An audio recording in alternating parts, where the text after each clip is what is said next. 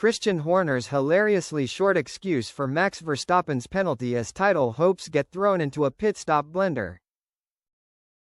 Well, if you thought Formula One weekends were all about high-speed strategy, razor-sharp precision, and flawlessly choreographed pit stops, surprise. Turns out, they're sometimes also about 8-word sound bites, shattered carbon fiber, and a good ol' slice of humble pie.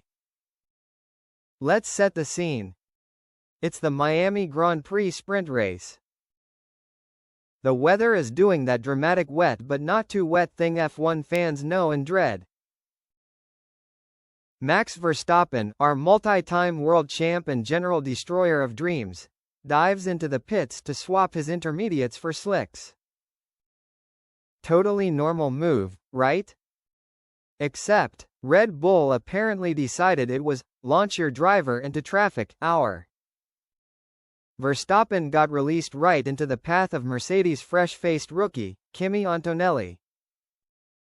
What followed was less a ballet of motorsport choreography and more a clumsy hallway bump during high school passing period. They touched. Carbon fiber flew. Max's front wing endplate, smashed like your phone screen after dropping it on concrete. Cue the stewards. Cue the penalty. Cue Max's title hopes, quietly sobbing in the corner. The stewards didn't waste any time.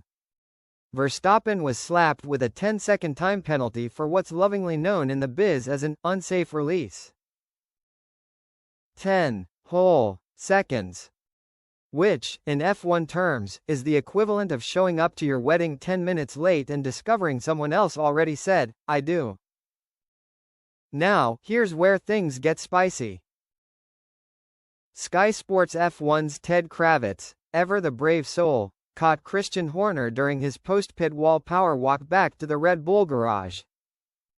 We imagine Ted approached him with the cautious optimism of a man asking if a lion has considered a vegetarian diet.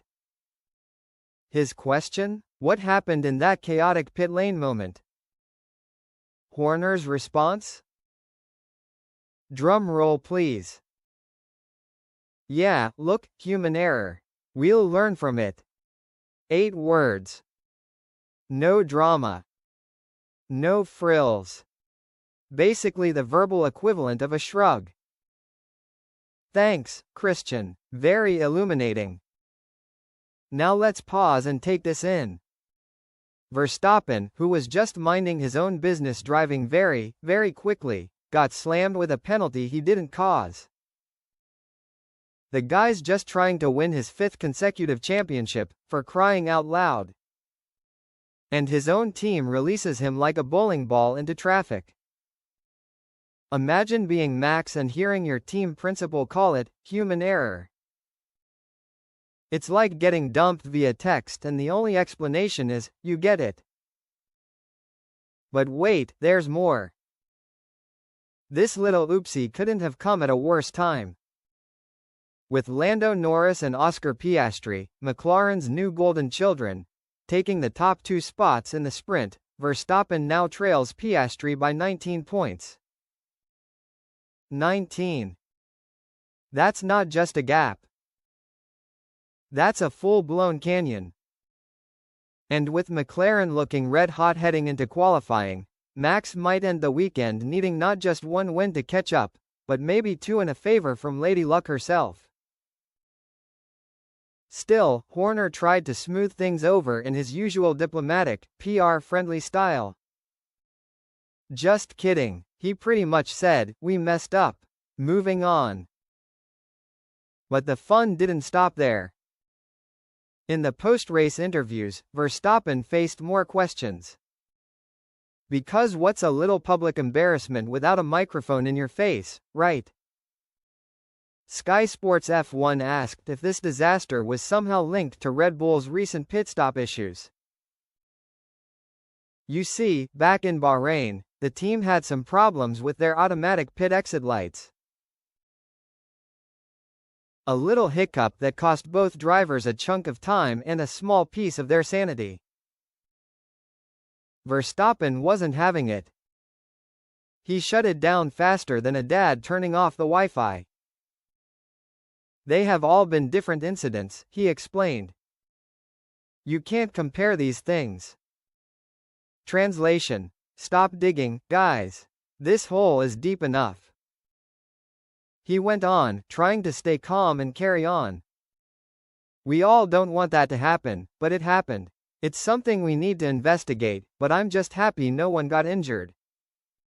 Always the safety first king. And then came the cherry on top of the no-nonsense Max Sunday. With these cars, if you hit someone, it's not great. It's super clear what happened, so there's not much more for me to add. Translation. I'm mad, you're mad, we're all mad, but let's not pretend we don't know who flubbed it. But don't think Antonelli was chilling in a beach chair sipping coconut water either. The poor guy started on pole. And within, about 20 seconds of chaos, he dropped like a rock to fourth. And eventually, out of the points. Talk about a rude awakening. A proper Formula One, welcome to the big leagues, rookie, moment. Antonelli, to his credit, kept it classy-ish. For sure, it was a shame, because obviously it was a great opportunity, he said. Translation. That was supposed to be my day, thank you very much. A bit annoyed about lap 1, with how it went, he added. You don't say. It seems like it's like this, that you can do basically whatever you want.